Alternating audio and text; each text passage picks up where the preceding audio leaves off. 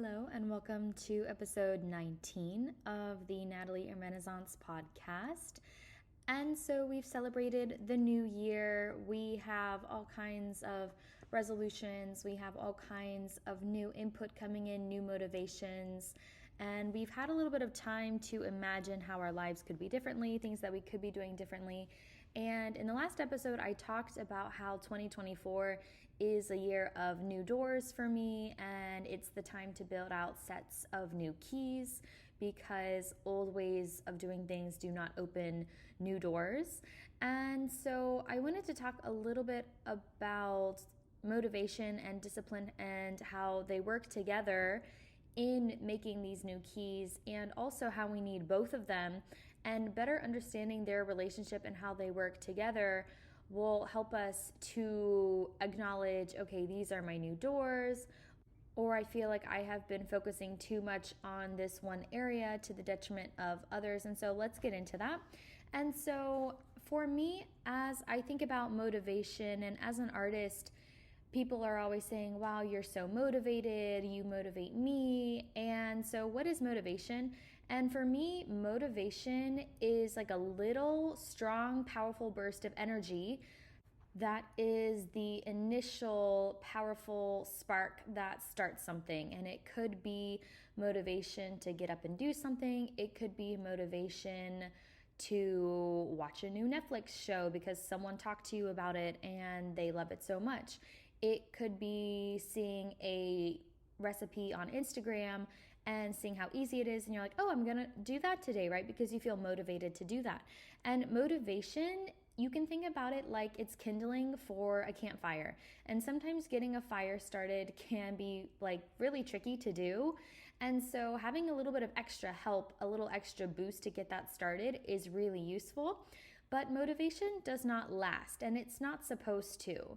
And so let's say that you are someone who relies a lot on, man, I just don't feel motivated enough to do that today. And again, here we need to differentiate between really being aware of oneself and saying, you know, I didn't get enough rest, I'm not sleeping well, I'm not eating the best, so of course I'm low energy. I wouldn't call that you're not motivated.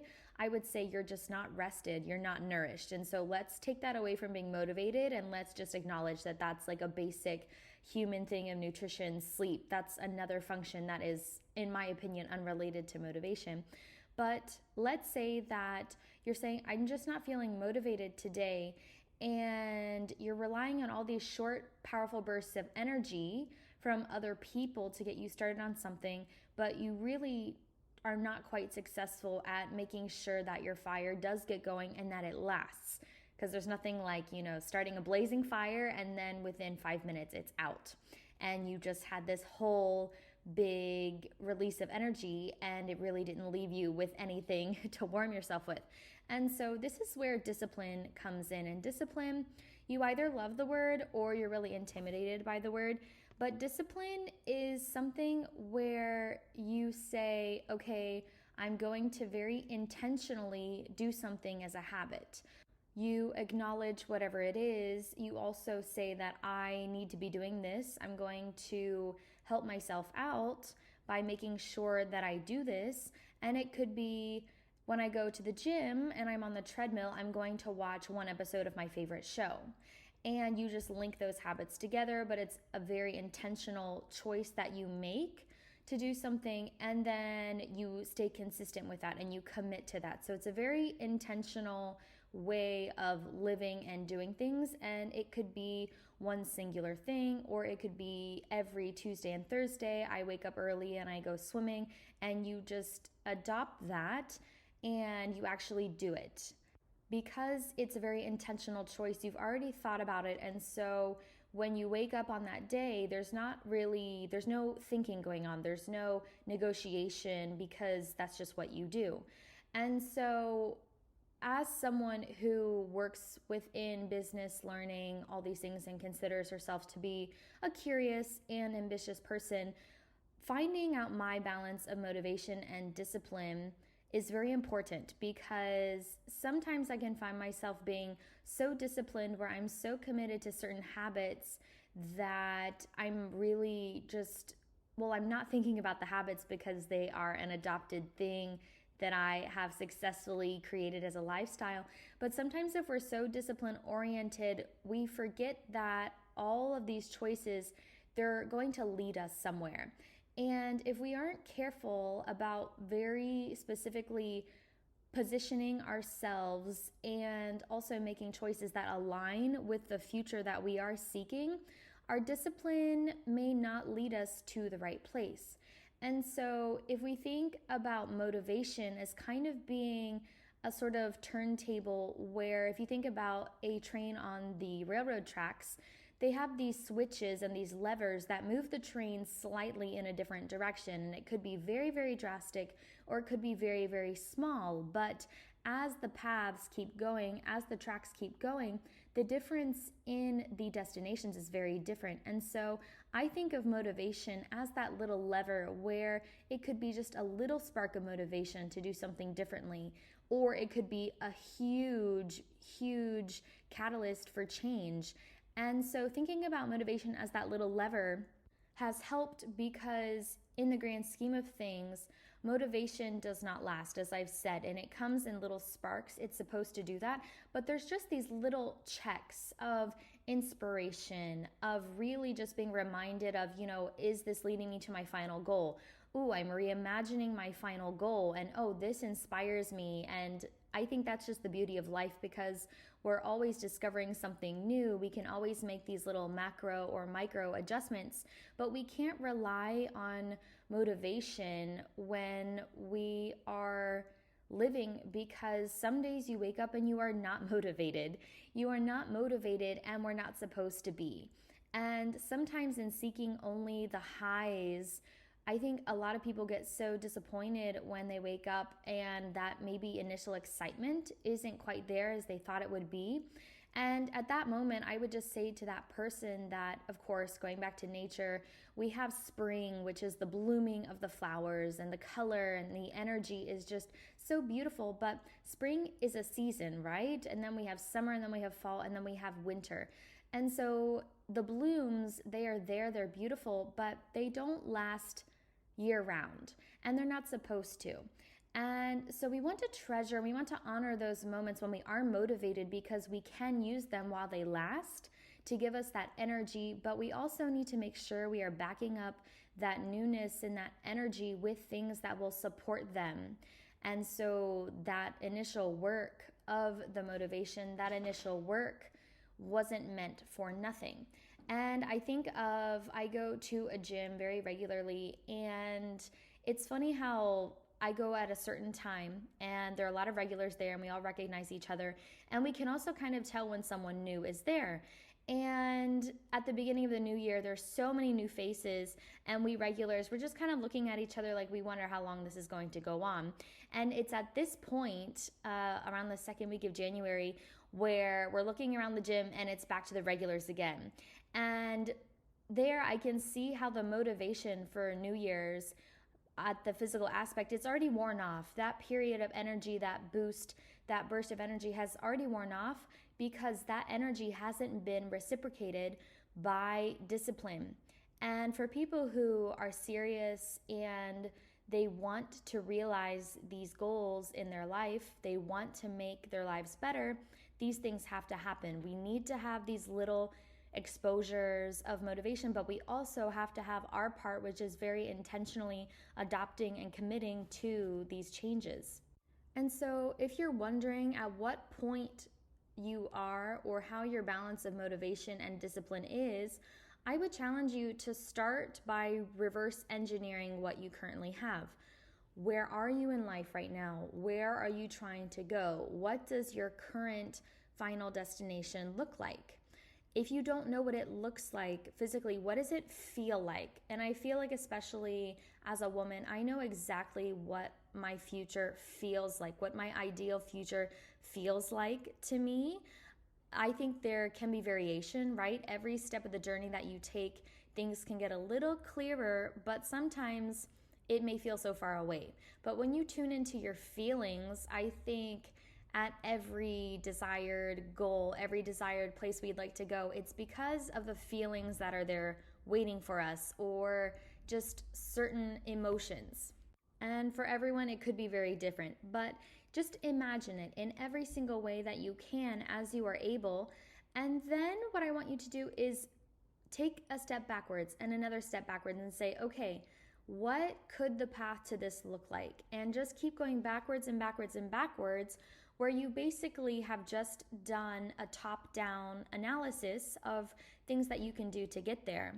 And then as you're writing out all the steps or all the possibilities, acknowledge which one is a motivation factor and which one is a discipline factor. For me personally, I surround myself very intentionally with all kinds of motivation in terms of books, in terms of people I look up to, in terms of I have my ideal future. I see it every day, and so it's constantly reminding me of where I'm going. But what I need is to reevaluate the discipline and the habits that I have, because although I am a very disciplined person, my habits are not updated quite yet to my desired future. And so I'll give you an illustration. Over the break, I had a lot of things that I wanted to do, and I had a very big list. I like writing lists because I like getting things out of my head, so I am more clear mentally to think about things and imagine. But if I store things in my head, like history, things that happened, or things I need to do, that space gets cluttered. And so I really like documenting and freeing my mental space so I can save that for other things. And as I wrote down everything that I had to do, so much of it was just like day-to-day logistics, stuff that I'm always doing, stuff that will always be there waiting for me. And then I had things that were at the top of my 2024 to-do list, like my year would be made if this happened. And as I'm sitting there, and I had so much energy, I still do, but I had so much energy, and I said, for once, I'm going to pick my ideal, if 2024, this was manifested, it would make the entire year. And 2024 is going to be a great year. And so I decided I'm going to flip around what I would normally do. Instead of starting off with my habitual administration, paperwork, or whatever, I'm going to start in building out that new space, in researching this new area. And it made me so proud to do that. And I think that before I would have not done that for some reason. I think it's just not the habitual thing for me to do. I think I focus a lot day to day on the coulds, shoulds, what I need to be doing. But again, we're talking about new keys, new doors. And if I want to see new things happen, I need to do things differently. And I once read a book, and this author, I forget the name right now, but they said, write out your to-do list, and then I want you to sort them into 3 categories. What other people need from you, things that would be nice to get done, and then things that would absolutely thrill you to accomplish. And I just remember reading that and just saying, oh my goodness, I think of all my habitual day-to-day administration business habits, a lot of them could be in the first 2 categories, where they're not necessarily life thrilling and they're not necessarily bringing me closer to my desired outcome or my desired future. And I'm not going to sit here and say that running a business is the most amazing of amazing things every day. Obviously not. Not yet anyway. But I think that at least there has to be 1 or 2 days where, instead of doing little to big and thinking that way, flipping around the script in our heads and starting off with that big dream, and again using the trajectory that we've mapped out through reverse engineering. And especially if we want to create space for something new in our lives or to create new change in our lives.